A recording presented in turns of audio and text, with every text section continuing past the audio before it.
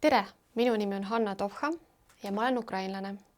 Ma olen Vinnitsa oblastist, väiksest linnakesest Lõpovets, aga elan siin Eestis juba 20 aastat.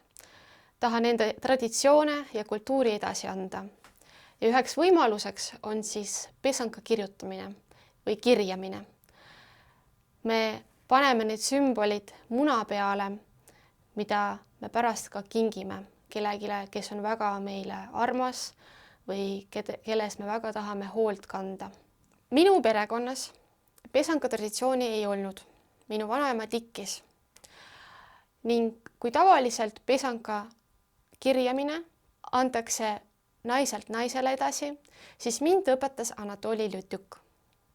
Pesanka on siis sõnast pesate, kirjutama, ja kirjutatakse ta ikkagi toores muna peale.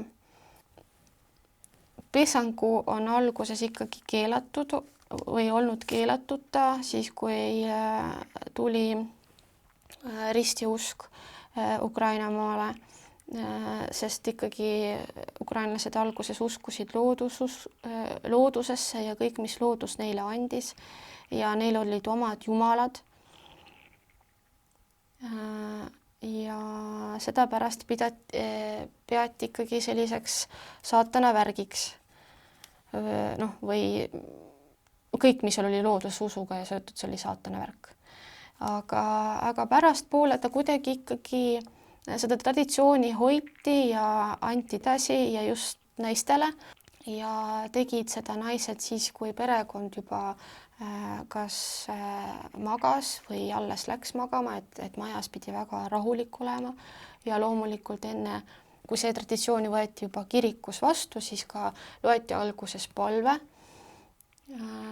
Ja alles siis hakkas perenaine pesankat kirjutama. Ma valisin tähesümboli või päiksesümboli, mis tähendab kodu, armastust, teekonda näitav täht. Et igal inimesel, igal perekonnal on oma teekond. Ta paneb küll paika, ta mõtleb, et ta paneb selle teekonna ise paika, aga see on juba meil hinges ette kodeeritud. Aga vanasti siis enne värviti kas taimedega, puukoorega, et kõik, mis andis värvi.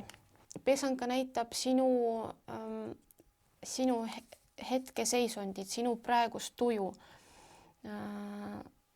Kui inimene tuli kirjutama pesankat halva tujuga, siis seda on ka pärast ka pesanka peal näha. Kui inimene on rahutu mingisugustes teistes küsimustes, siis on ka seda kõike siis pesanka peal ka näha.